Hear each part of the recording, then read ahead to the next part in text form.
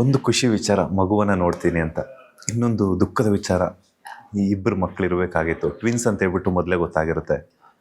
ಆ ಮಗು ಇನ್ನೊಂದು ಮಗು ಇಲ್ಲ ಅಂತಂದಾಗ ಹೆಂಗ್ ಬ್ಯಾಲೆನ್ಸ್ ಮಾಡಿದ್ರಿ ಮೇಡಮ್? ಬಿಕಾಸ್ ಯಾಕಂತಂದ್ರೆ ಪ್ರತಿಯೊಬ್ಬ ತಾಯಿಗೂ ಕೂಡ ತುಂಬ ಕಷ್ಟಕರವಾದಂತಹ ಸಮಯ ಅದು. ಬ್ಯಾಲೆನ್ಸ್ ಬಗ್ಗೆ ನಂಗೆ ಗೊತ್ತಿಲ್ಲ.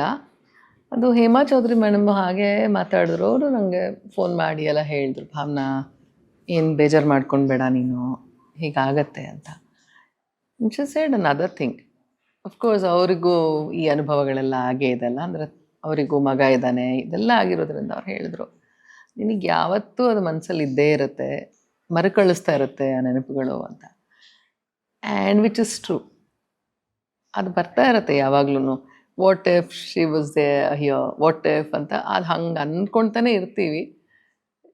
ಒಂದು ಸಮಾಧಾನ ಇವಳನ್ನು ನೋಡಿದಾಗ ಅದನ್ನು ಬ್ಯಾಲೆನ್ಸ್ ಅಂತ ಮಾಡೋಕ್ಕಾಗಲ್ಲ. ಯಾಕಂದರೆ ಅದು ಒಂಥರ ನೀವು ಮರೆಯೋ ಅಂಥ ಇದಲ್ಲ, ಅದು ಕ್ಷಣ ಅಲ್ಲ. ಆ ಕ್ಷಣ ಹೆಂಗೆ ಅನ್ನಿಸ್ತಿತ್ತು ನಿಮಗೆ ಅಂತ? ಆ ಕ್ಷಣ ಬಿಡಿ, ಆ ಕ್ಷಣದಲ್ಲಂತೂ ಇಟ್ಸ್ ಅನದರ್ ಥಿಂಗ್. ಯಾಕಂದರೆ that was the a baby first ಬಂದಿರೋದು. This is a second baby, ಆಯಿತಾ. ಫಸ್ಟ್ ಬೇಬಿ ಎ ಅಲ್ಲಿ ಅನಸ್ಥೆಸಿಸ್ಟ್ ಎಲ್ಲ ನಂಗೆ ಹೇಳ್ತಾ ಇದ್ದಾರೆ. ಆ್ಯಂಡ್ ಗೈನಕಾಲಜಿಸ್ಟ್ ಡಾಕ್ಟರ್ ಹೇಳಿದ್ರು, ಡಾಕ್ಟರ್ ಮುಕ್ತನಾಡಿಗ್ ಅಂತ Cloud9 ಮಲ್ಲೇಶ್ವರಂ. ಭಾವನಾ ಅದು ಮುಂಚೆನೇ ನನಗೆ ಪ್ರಿಪೇರ್ ಮಾಡಿದರು mentally. We are trying our best Bhavana, but we'll see, I don't think it's gonna happen ಅಂತ ಹೇಳಿದ್ರು. ಸೊ ದ ಬೇಬಿ ಎ ಆಯಿತಾ, ಇನ್ ನೋ ಟೈಮ್, ಅಂದರೆ ಒಂದು 5 ನಿಮಿಷದಲ್ಲಿ baby B will come out. ಇದ್ರದ್ದು ಹೆಂಗಂತ ಹೇಳಿದ್ರೆ, ಇನ್ನು ಪರ್ಪಲ್ ಇತ್ತು ಮೈಯೆಲ್ಲ. ಅಲ್ಲಿ ಮಾತಲ್ಲಿ ಅವರು ಅಷ್ಟರಲ್ಲಿ ನನಗೆ ಆ ಮಗುನ ತೋರಿಸ್ತಾ ಇದ್ದಾರೆ. ಆ್ಯಂಡ್ ಇಲ್ಲಿ baby B is already there working on the baby B. And the body colour is purplish. So they said we'll wait for the body colour to change ಅಂತ ಅವರೆಲ್ಲ ಅಲ್ಲಿ ಮಾತಾಡ್ತಾನೆ ಇದ್ದಾರೆ. ಆ್ಯಂಡ್ ಇಲ್ಲಿ ಇದಾಗ್ತಾ ಇದೆ, ಬೇಬಿ ಏ ಇದೆ ನನ್ನ ಕೈಯಲ್ಲಿ. ಅದನ್ನು ಎಕ್ಸ್ಪ್ಲೇನ್ ಹೆಂಗೆ ಮಾಡೋದು ಗೊತ್ತಿಲ್ಲ. ಒಂದು ಲೈಫ್ ಸ್ಪೆಷಲಿ, ಮತ್ತು ನಾವು ತಾಯಿ ಆಗಬೇಕಾದ್ರೆ ನಮಗೇನು ಆಸೆ ಇರುತ್ತೆ? ಬೆಳೀತಾ ಇರೋ ಮಗು, ಹೊಟ್ಟೆಲಿ ಬೆಳೀತಾ ಇರೋ ಮಗು ಅದು ಚೆನ್ನಾಗಿ ಬೆಳಿಬೇಕು, ಆರೋಗ್ಯಕರವಾಗಿ ಹೊರಗೆ ಬರಬೇಕು, ಈ ಒಂದು ಆಶಯ, ಕನಸು, ಇದನ್ನೆಲ್ಲ ಇಟ್ಕೊಂಡಿರ್ತೀವಿ. ಅಲ್ಲಿ ಅದನ್ನು ಹಾಗಿಲ್ದಾಗ ನೋಡಿದಾಗ, plus you not suppose to cry also so much. ಯಾಕಂದರೆ ಆ ಥರ ತುಂಬ ದುಃಖನೂ ಪಡಬಾರ್ದು, ತಕ್ಷಣ ಸಮಾಧಾನ ಮಾಡ್ಕೊಳ್ಬೇಕಲ್ಲಿ. ಅಕಸ್ಮಾತ್ ಈ ಮಗುಗ ಆಮೇಲೆ ನೆಕ್ಸ್ಟ್ ನಾನು ಕೆಲವು ಸತಿ ಏನಂದರೆ ಲ್ಯಾಕ್ಟೇಷನ್, ಅಂದರೆ ಎದೆ ಹಾಲೆಲ್ಲ ಬೇರೆ ನಿಂತೋಗೋ ಸಾಧ್ಯತೆಗಳಿರುತ್ತಂತೆ. ಆ ಥರ ತುಂಬ ದುಃಖ ಎಲ್ಲ ಮಾಡಿಕೊಂಡ್ರೆ ಅದನ್ನು ಬೇರೆ ಹೇಳ್ತಾಯಿದ್ರು. ಅಲ್ಲಿ ಸಮಾಧಾನ ಮಾಡ್ತಾಯಿದ್ರು, ಭಾವನಾ ತುಂಬ ಅಳಬೇಡಿ, ತುಂಬ ದುಃಖ ಮಾಡ್ಕೊಳ್ಬೇಡಿ, ನೀವು ತುಂಬ ನೋವು ಮಾಡ್ಕೊಳ್ಬೇಡಿ, ಜಸ್ಟ್ ಕಮ್ ಬ್ಯಾಕ್ ನಾರ್ಮಲ್ ಆಗಿ ಅಂತ ಎಲ್ಲ. It is too many things. So then you have to think, ನಮ್ಮ ಎದುರಿಗಿರುವಂತಹ ಮುಂದಿನ ದಿನದ ನನಗೇನು ಜೀವ ಉಳಿದಿದೆ, ನೀವು ಅದ್ರ ಬಗ್ಗೆ ಯೋಚನೆ ಮಾಡಬೇಕು. ಆ್ಯಂಡ್ ದೆನ್ ಯಾವುದಿಲ್ಲ ಅದನ್ನು ನಾನು ಒಪ್ಕೊಳ್ಬೇಕು. ಅದು it all happens in no time. ಅಂದರೆ ಇದಕ್ಕೆ ನಿಮ್ಗಂದ್ರೆ ದಿನಗಟ್ಟಲೆ, ತಿಂಗ್ಳುಗಟ್ಟಲೆ ಸಮಯ ಇಲ್ಲ. ಅಲ್ಲಿ ನೀವು ತಕ್ಷಣ you have to decide. And ತಕ್ಷಣ ನೀವು ತುಂಬ ಒಂದು ದೃಢತೆ ಅಥವಾ ಒಂದು ಇಂಗ್ಲೀಷನ್ನು ಬೀಯಿಂಗ್ ಸೊ ಪ್ರಾಕ್ಟಿಕಲ್ ಅಂತ ಹೇಳ್ತೀವಿ, but it's not about that. ಅಂದರೆ ತಕ್ಷಣ ನನ್ನ ಜೀವ ಏನು ಉಳಿದಿದೆ ಆ ಜೀವಕ್ಕೆ ನಾನು ಪೂರ್ತಿ ಪ್ರಮಾಣದಲ್ಲಿ ಇರಬೇಕು ಅನ್ನೋವಂಥದ್ದು ತಕ್ಷಣದಲ್ಲಿ ನಾನು ನಿರ್ಧಾರ ಮಾಡ್ಕೊಳ್ಬೇಕು. ಆಮೇಲೆ ಅಲ್ಲಿ ಆಗುವಂಥ ದುಃಖ, ಯಾಕಂದರೆ ಅದು ಪೂರ್ತಿ ಪ್ರಮಾಣದಲ್ಲಿ ಬೆಳೆದಿರುವಂತಹ ಮಗು, ಅದು ಹೊರಬರುವಷ್ಟರಲ್ಲಿ ಅದಕ್ಕೆ ಎದೆ ಬಡಿತ ನಿಂತು ಹೋಗಿದೆ. ಅದನ್ನು ನಾನು ಅರ್ಥೈಸ್ಕೊಳ್ಬೇಕು, ಅದನ್ನು ನಾನು ಅರ್ಥ ಮಾಡ್ಕೊಳ್ಬೇಕು. ಐ ಥಿಂಕ್ ಇಟ್ ಈಸ್ ನಾನು ಇದನ್ನು ಕಲ್ಪನೆ ಮಾಡ್ಕೊಳ್ಳೋಕ್ಕೂ ಸಾಧ್ಯ ಇಲ್ಲ. ಆದರೆ ಈ ಥರದ ಒಂದು ಕ್ಷಣನ ನಾನು ಎದುರು ನೋಡ್ತೀನಿ ಅಂತ ನಾನು ಅಂದ್ಕೊಂಡಿರಲಿಲ್ಲ. ಬಟ್ ತುಂಬ ಜನ ನಂಗೆ ಗೊತ್ತಿದ್ದಾರೆ, ನನ್ನ ಕಸಿನ್ಸ್ ಅವ್ರಿಗೆಲ್ಲ, ಕೆಲವರಿಗೆಲ್ಲ ಆಗಿದೆ ಮಗು ಹುಟ್ಟಿ ತದನಂತರದಲ್ಲಿ ಹೋಗಿರೋದೆಲ್ಲ. ಆದರೆ ಬೇರೆಯವ್ರು ಕೇಳುವಾಗ ಅವರು ಅಷ್ಟೊಂದು ಗಾಢವಾಗಿ, ಅಂದರೆ ತುಂಬ ಸ್ವಲ್ಪ ವರ್ಷ ಆದಮೇಲೆ ಎಲ್ಲರೂ ತುಂಬ ಹೀಗಾಗಿತ್ತು ಅಂತ ಹೇಳ್ತಾರೆ. ಅಷ್ಟು ನಮ್ಗೆ ಅರ್ಥ ಆಗಲ್ಲ ಆದರೆ ಏನಂತ.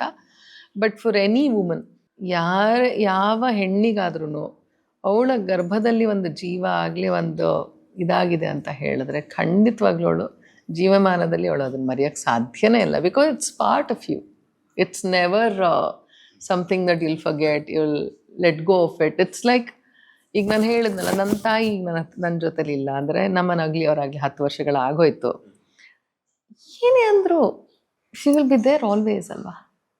ಅಮ್ಮನ ನೀವು ಅದಕ್ಕೇನೋ ಒಂದು ಇನ್ನೊಂದು ಅಮ್ಮನ ತರ್ತೀನಿ, ಇನ್ನೇನೋ ಮಾಡ್ತೀನಿ, ಮರ್ತೋಗ್ಬಿಡತ್ತೆ, ಆ ಥರ ಮ್ಯಾಜಿಕ್ ಸಾಧ್ಯ ಅಲ್ಲ, ಆಗಲ್ಲ ಅದು. ಹಾಗೆ ನನ್ನ ಹೊಟ್ಟೆಯಲ್ಲೇ ಇರುವಂಥ ಒಂದು ಜೀವ ಹೊರ ಬಂದ ನಂತರದಲ್ಲಿ ನನ್ನ ಜೊತೇಲಿ ಇಲ್ಲ ಅಂತ ಹೇಳಿದಾಗ ಅದು ಬ್ಯಾಲೆನ್ಸ್ ಮಾಡ್ಕೊಳ್ಳೋದಾಗಲಿ, ಈಗ ಮರ್ತೋಗ್ಬಿಟ್ಟೆ, no I am absolutely normal, that doesn't bother me, no it's not that, you will never forget.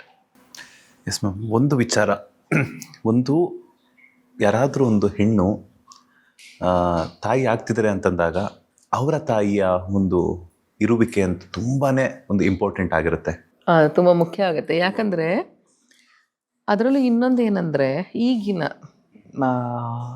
ತುಂಬ ಪರ್ಟಿಕ್ಯುಲರಾಗಿ ನಾವು ಹೇಳಬೇಕಂತ ಹೇಳಿದ್ರೆ ಈ ನಗರೀಕರಣ, ನಗರ ಕೇಂದ್ರಗಳಲ್ಲಿ, ಈ ಥರ ಬೆಂಗಳೂರಲ್ಲಿ ಈ ಥರ ಊರುಗಳಲ್ಲಂತೂ ನಮಗೆ ಯಾರು ಹತ್ತಿರದಲ್ಲಿ ಸಂಬಂಧಿಕರಿರಲ್ಲ. ಈಗ ದೊಡ್ಡಮ್ಮನ ಮನೆನೋ ಅತ್ತೆ ಮನೆನೋ ಯಾರೂ ಇರಲ್ಲ. ನನ್ನ ವಿಷಯದಲ್ಲಂತೂ ನನ್ನ ಅತ್ತೆ ಅವರೆಲ್ಲ ಊರಲ್ಲಿದ್ದಾರೆ, ಅವ್ರಿಗೆಲ್ಲ ವಯಸ್ಸಾಗಿದೆ. ಈಗ ಯಾರು ತಕ್ಷಣ ಬರ್ಲಿಕ್ಕಾಗಲ್ಲ. ನನ್ನ ಚಿಕ್ಕಮ್ಮ ದೊಡ್ಡಮ್ಮ ಅದೇ ಆಲ್ ಆರ್ ದೇರ್. ಈಗ ಜೀವನಗಳು, ಅವರ ಜೀವನನೂ ಬೇರೆ ಆಗಿದೆ, ಅವ್ರ ಮಕ್ಕಳಿಗೆ ಅವ್ರಿಗೆ ಮಕ್ಕಳಾಗಿದೆ, ಹಾಗಾಗಿ ಅವ್ರ ಜವಾಬ್ದಾರಿ ಜಾಸ್ತಿ ಆಗಿದೆ. ಸಿಟಿಗಳಲ್ಲಿ ನಮ್ಮವರು ಅಂತ ಬರದೆ ನಿಮಗೆ ತಾಯಿ ತಂದೆಗೆ ಅಷ್ಟು ಗೊತ್ತಾಗಲ್ಲ, ಯಾರೇ ಆಗಲಿ. ಯಾಕಂದರೆ ಅವರ ಡ್ಯೂಟಿ ಅಥವಾ ಅವರ ಇದು ಅದಿರಲ್ವಲ್ಲ, ಅವರ ಜೀವನದಲ್ಲಿ ಅವ್ರು ಏನು, ಅವರ ಕುಟುಂಬ ನೋಡ್ಕೊಳ್ತಾ ಇರಬೇಕು, ಹೊರಗಡೆ ಕೆಲಸ ಮಾಡ್ಕೊಳ್ಬೇಕು. ಹಾಗಾಗಿ ಅವ್ರಿಗೆ ಹೊರಗಡೆದೇ ಒಡನಾಟ ಜಾಸ್ತಿ ಇರುತ್ತೆ ವಿನಃ any father will understand what a kid is ಅಂತ ಗೊತ್ತಾಗತ್ತೆ. ಆಮೇಲೆ ಹೆಂಡತಿ ಆದರೆ ಎಷ್ಟರ ಮಟ್ಟಿಗೆ ಅವಳು ಏನೇನು ನಿಭಾಯಿಸ್ತಾ ಇರ್ತಾಳೆ ಅದು ಗೊತ್ತಿರಲ್ಲ ಅವರಿಗೆ. ಬಿಕಾಸ್ ಅವ್ರಿಗೆ ಹೊರಗಡೆಯಲ್ಲಿ ಅವ್ರಿಗೇನು ನಿಭಾಯಿಸ್ಬೇಕು ಅದನ್ನು ಮಾಡ್ತಿರ್ತಾರೆ ಅವರು. ಆ ಥರದಲ್ಲಿ ಈಗ ನಾನು ರಿಯಲಿ ಮಿಸ್ ಮೈ ಮದರ್. ಅಂದರೆ ಕಣ್ಮುಚ್ಚಿ ಒಬ್ಬರು ನೀವು ನಂಬೋದಪ್ಪ ಅಂತ ಹೇಳಿದ್ರೆ ಮೊದಲಿಗೆ ಬರೋ ತಾಯಿನೇ. ಅಫ್ಕೋರ್ಸ್ ನನ್ನ ತಂಗಿ ಎಲ್ಲರೂ ಇದ್ದಾರೆ, ಫ್ಯಾಮಿಲಿ, ನನ್ನ ತಮ್ಮ ದಿನ ಬರೋದು ಎಲ್ಲ ಇದೆ. ಆದರೆ ನಥಿಂಗ್ ಟು, ಅದರಲ್ಲೂ ನಮ್ಮಮ್ಮ ಸ್ಪೆಷಲಿ, ಅವ್ರು ಸ್ವಲ್ಪ ಸ್ಪೆಷಲ್. ನಮ್ಮಮ್ಮ ನನ್ನ ಇಡೀ ಫ್ಯಾಮಿಲಿ, ನಮ್ಮ ಇಡೀ ಸಂಬಂಧಿಕರು ಎಲ್ಲರಲ್ಲೂ ಅವ್ರು ಫೇಮಸ್. ಯಾಕಂದರೆ she is very good as a mother. ಮತ್ತು ಬರೀ ನಮ್ಮನ್ನು ನೋಡ್ಕೊಂಡಿದ್ದು ಅಷ್ಟೇ ಅಲ್ಲ, ನನ್ನ ದೊಡ್ಡಮ್ಮನ ಮಕ್ಕಳಾಗಲಿ, ನಮ್ಮ ಯಾರೇ ಆದ್ರೂ ಅವರಿಗೆಲ್ಲರಿಗೂ ಒಂದು ಶುಶ್ರೂಷೆ, ಆರೈಕೆ. ಈ ಆರೈಕೆ, ಈ ಪದಗಳೆಲ್ಲ ಇವತ್ತು ಇಟ್ ಡಸಂಟ್ ಎಕ್ಸಿಸ್ಟ್. ಈಗಿನೇನಂತ ಹೇಳಿದ್ರೆ ಹುಷಾರಿಲ್ಲ ಅಂದರೆ ತಕ್ಷಣ ಡಾಕ್ಟರ್ ಹತ್ರ ಕರ್ಕೊಂಡು ಹೋಗ್ತಿದ್ದೀವಿ. ಆರೈಕೆ ಅನ್ನೋ ಅಂಥದ್ದು, ಪೋಷಣೆ, ಮನೇಲಿ ಆರೈಕೆ ಮಾಡೋವಂಥದ್ದು ಇವಾಗ ಕಮ್ಮಿ. ಎಲ್ಲದಕ್ಕೂ we are dependent on doctors completely. ಆ ಥರದ್ರಲ್ಲಿ ನಮ್ಮಮ್ಮ ಶಿ ವಾಸ್ ಎಕ್ಸ್ಟ್ರೀಮ್ಲಿ ಕೇರಿಂಗ್. ಎಲ್ಲರ ಬಗ್ಗೆನೂ ಕೇರಿಂಗ್ ಜಾಸ್ತಿನೇ. ಆಬ್ವಿಯಸ್ಲಿ ನಮ್ಮ ಬಗ್ಗೆ ಇನ್ನೂ ಸ್ವಲ್ಪ ಜಾಸ್ತಿನೇ ಕೇರಿಂಗ್ ಇದ್ರು. ಆ್ಯಂಡ್ ಸ್ಪೆಷಲಿ ನಾನು ಸಣ್ಣೋಳಿರ್ಬೇಕಾದ್ರೆ ನಾನು ಸ್ವಲ್ಪ ವೀಕ್ ಚೈಲ್ಡ್. ಅಂದರೆ ಆಗಾಗ ಜ್ವರ ಬರೋದು, ಯಾವಾಗಲೂ ನಂಗೆ ಜ್ವರ ಬರೋದಂತೆ, ಟೈಫಾಯ್ಡು ಇದೆ ಎಲ್ಲ ಯಾವಾಗಲೂ ಆಗ್ತಿತ್ತು. ಈಗ ಆಗೆಲ್ಲ ಟೈಫಾಯ್ಡಿಗೆಲ್ಲ ಏನೂ ಇದಿರಲಿಲ್ಲ. ಅವಾಗ ಒಂದೇ ಇರ್ತಿದ್ದು ಆ್ಯಂಟಿಬಯೋಟಿಕ್, ಪೆನ್ಸಿಲಿನ್ ಇಂಜೆಕ್ಷನ್ ಅಷ್ಟೇ. ಅಲ್ಲಿಗೆ ನಿಮಗೆ ಟೈಫಾಯ್ಡ್ ತನಕ ಬಂದಿದೆ ಅಂದರೆ ದೇವ್ರಿಗೆ ಒಂದು ಪೆನ್ಸಿಲಿನ್ ಇಂಜೆಕ್ಷನ್ ಕೊಡ್ತಾಯಿದ್ರು. ಈಗ ಟೈಫಾಯ್ಡಿಗೆಲ್ಲ ಇವಾಗ ಏನದು ವ್ಯಾಕ್ಸಿನೇಷನ್ ಬಂದಿದೆ. ನಂಗೆ ಇವಾಗಲೇ ಗೊತ್ತಾಗಿದ್ದು, ದೇ ಗಿವ್ ಟೈಫಾಯ್ಡ್ ವ್ಯಾಕ್ಸಿನೇಷನ್ ಅಂತ. ಅದು ಬಿಟ್ಟರೆ ಇವಾಗ ಎಲ್ಲದಕ್ಕೂ ಪ್ರತಿಯೊಂದಕ್ಕೂ ನಿಮ್ಮ ಮೆಡಿಕೇಷನ್ ಅಂತ ಇದೆ ಈಗ, ಆಯಿತಾ. ಆಮೇಲೆ ಮಕ್ಕಳಿಗಂತಲೇ they have a different dosage, ಹಾಗೆಲ್ಲ ಇದೆ. ಮುಂಚೆ ಹಾಗಲ್ಲ, ಎತ್ಕೊಂಡು ಓಡ್ತಾ ಇರಬೇಕಾಗ್ತಿತ್ತಲ್ವ. ಅದು ನಮ್ಮಮ್ಮನ ಒಂಥರ ರುಟೀನ್ ಆಗಿಬಿಟ್ಟಿತ್ತು. ನಾನು 6 ವರ್ಷದವಳಿದ್ರು ನನ್ನ 6 ವರ್ಷದ ಮಗುನೂ ನನ್ನನ್ನು ಎತ್ಕೊಂಡು ಓಡಿದ್ದು ಎಲ್ಲ ನಂಗೆ ನೆನಪಿದೆ. 7 ವರ್ಷದವಳು ಆಗಿದ್ರೂ ಅವ್ರು ಎತ್ಕೊಂಡು ಓಡಿದ್ದಾರೆ ನನ್ನನ್ನು. ಸೊ ಆ ಥರ caring, it's too rare to see a mother like that maybe. ಹಾಗಾಗಿ ಅವರಿಗೆ ಮತ್ತೆ ಬಾಣಂತನ ಆಗಲಿ, ಹೇಗೆ ನೋಡ್ಕೊಳ್ಬೇಕು, ಮಗು ಆರೈಕೆ ಹೇಗೆ ಮಾಡಬೇಕು ಮತ್ತು ತಾಯಿ ಆರೈಕೆ ಹೇಗೆ ಮಾಡಬೇಕು ಅದೆಲ್ಲ ಚೆನ್ನಾಗಿ ಗೊತ್ತಿತ್ತು. ಹಾಗಾಗಿ I mister a lot I mister. ಆದರೂ ಚೆನ್ನಾಗಿ ನಾನು ಅವಿನ ಗುಡ್ ಸ್ಟೂಡೆಂಟ್ ನಮ್ಮಮ್ಮಂಗೆ ಯಾವಾಗ್ಲೂ. ಅವ್ರು ಒಳ್ಳೆ ಗುರುಗಳೇ ಹೆಂಗಂದ್ರೂ. ನಾನು ಒಳ್ಳೆ ಸ್ಟೂಡೆಂಟ್ ಆಗಿದ್ದೆ ಯಾವಾಗಲೂ. ಹಾಗಾಗಿ ಸ್ವಲ್ಪ ಚೆನ್ನಾಗಿ ನನಗೂ ಗೊತ್ತಿತ್ತು. ಮತ್ತು ನಮ್ಮಮ್ಮನ ಕಸಿನ್ಸ್ ಎಲ್ಲ ಇದ್ದಾರೆ, ಸರೋಜಾ ಆಂಟಿ ಅಂತ ಎಲ್ಲ. ಅವರು ನಂಗೆ ಫೋನ್ ಮಾಡಿ ಸುಮಾರು ಪುಡಿ ಎಲ್ಲ ಮಾಡಿಕೊಟ್ರು, ಕಷಾಯದ ಪುಡಿ ಎಲ್ಲ ಮಾಡಿಕೊಟ್ರು. ಆ್ಯಂಡ್ ಕಂಪ್ಲೀಟ್ ಹೋಮ್ ರೆಮಿಡೀಸ್ ಎಲ್ಲ. I have not taken any medication after that.